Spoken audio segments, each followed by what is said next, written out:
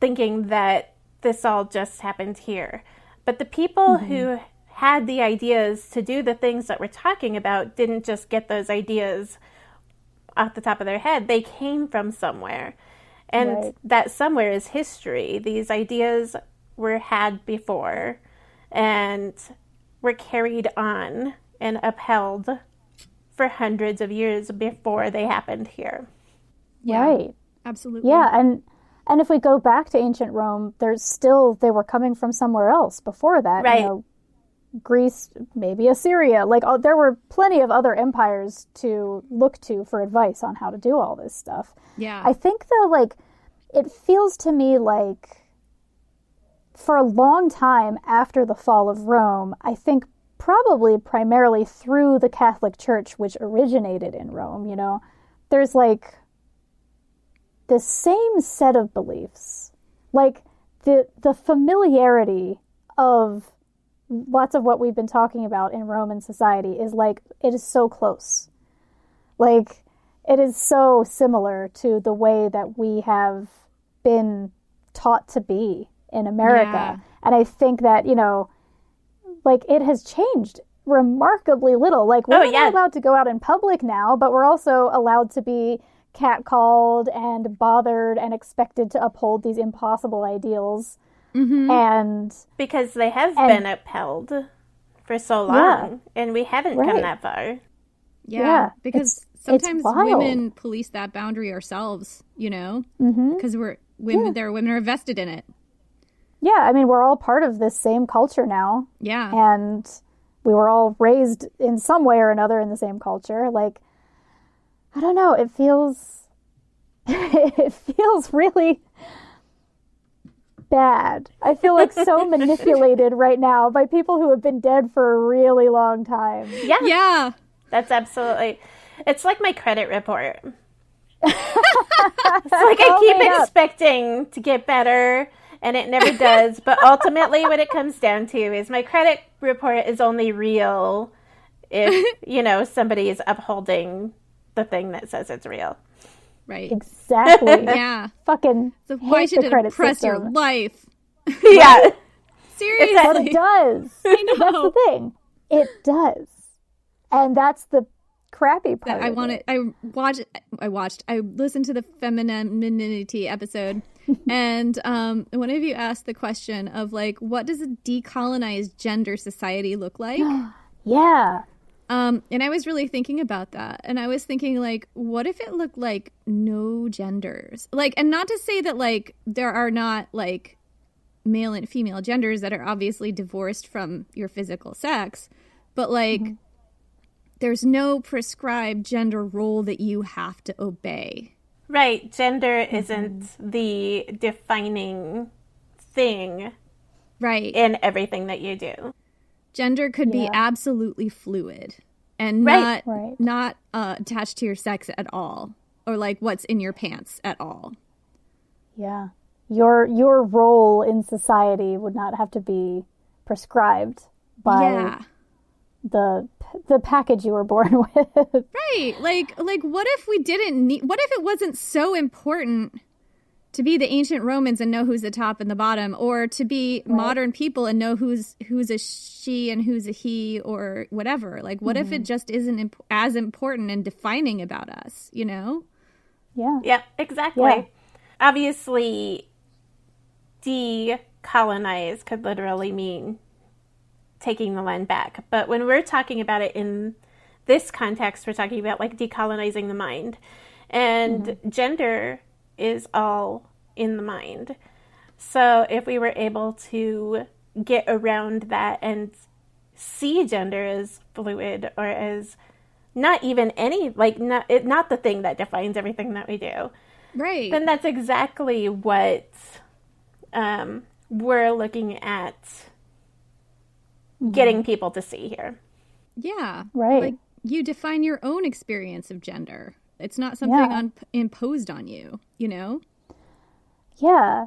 And I think, like, the thing for me, the reason that I get so excited about talking about specifically these types of topics, like tracing the patriarchy back, you know, at least to Rome and probably beyond that, like, it feels really important to me to point out that people came up with these ideas as a means of controlling other people and exported these ideas via colonization efforts so that they could control those groups of people and bring them into the fold, bring in slaves, bring in riches, and, you know, keep their top class at the top and keep things the way that they were. And it has worked, obviously, like remarkably well. Like these rules in place about who you're supposed to be and where you belong and like what type of underwear you're supposed to use have continued to influence us. But like, just because they're old does not make them right. They are still arbitrary. Somebody still came up with them and came up with a way to convince everybody that they are, like, objective truths. They're still social constructs, yeah. Yeah. Yep, that's also recognizing that while they are social constructs, they have real-world effects on real people. And so these constructs are actually a form of both physical and psychic violence.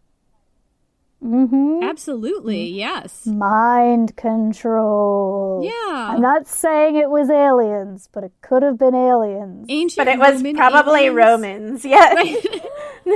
Roman Romans. aliens. We need a meme of you being like Romans. Yes. Oh my god. Make it a thing. Yes. Don't ask Twitter to do it. You don't know what you're going to get. Oh my god. I feel like we just solved a lot. We did. And uncovered a lot and got some really juicy gossip along the way. Oh, yeah, totally. We decolonized gender. Yeah. That's what we did. Yeah. Well, starting we with started to. We just picked at it a little. We picked at the scab a little bit. Yeah. Yeah. I mean, Ooh, that's a good way of putting it. It is still oppressive to this day. We all need to rethink the way that we think, and it continues to impact everyone right now. Even the people who, quote unquote, are benefiting from it are victims of this. And like, that's the thing. I think this is kind of what I was hearing a little while ago is like, Jenny was saying that like slave revolts, like everybody in Rome and in all of the Roman colonies was like terrified of a slave revolt all the time. And it's like, well, if you didn't enslave people, you wouldn't have that hanging over your head constantly. And that's kind of the thing about like these systems of control. I feel like the microcosmic version of that is the like super hetero, like angry bro who is like super mad all the time because he's always afraid that his status is going to be taken away from him. Yeah.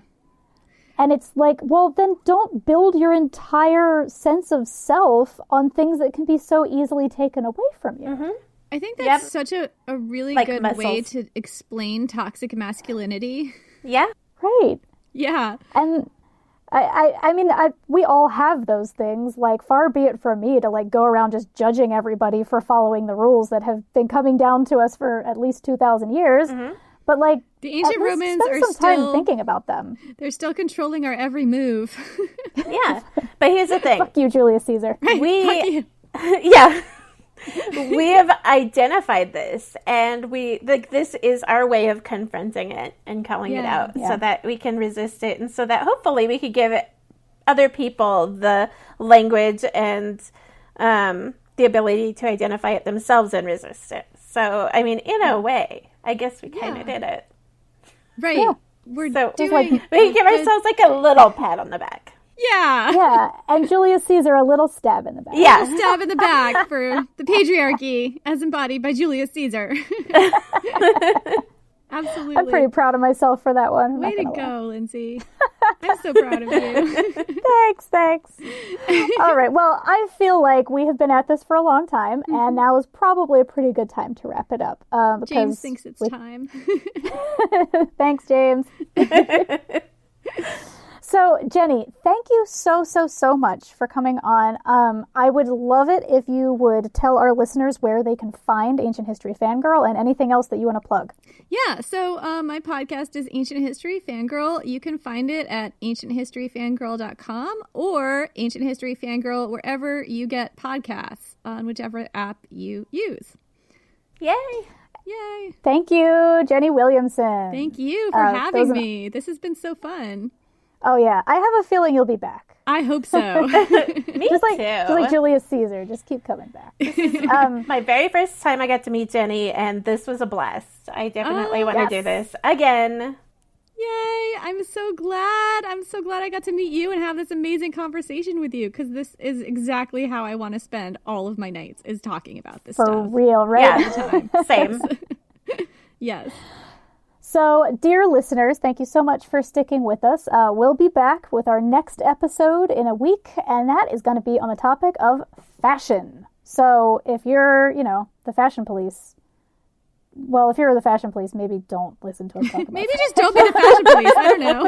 Yeah. Just don't police people's fashion. It's fine. If you're into fashion and, decolonizing and smashing the patriarchy, you know what to do. Yes. So, we'll see you then. Wait, what if they don't know what to do? Oh, come back next week. Listen to our next episode. There we go. Bye. Bye. Let our love be a flame, not an ember. Say it's me that you want to dismember. Blacken my eye, set fire to my tie as we dance to the masochism tango.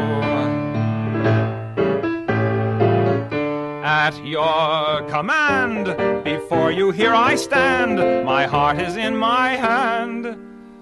Ugh. It's here that I must be. My heart entreats. Just hear those savage beats, and go put on your cleats and come and trample me. Your heart is hard as stone or mahogany. That's why I'm in such exquisite agony. My soul is on fire, it's aflame with desire, which is why I perspire when we tango. You caught my nose in your left castanet, love. I can feel the pain yet, love, every time I hear drums. And I envy the rose that you held in your teeth, love, with the thorns underneath, love, sticking into your gums. Your eyes cast a spell that bewitches. The last time I needed 20 stitches to sew up the gash that you made with your lash as we danced to the masochism tango. Bash in my brain and make me scream with pain, then kick me once again and say we'll never part. I know too well I'm underneath your spell, so darling, if you smell something burning, it's my heart. Excuse me. Take your cigarette from its holder and burn your initials in my shoulder. Fracture my spine and swear that you're mine as we dance to the masochism tango.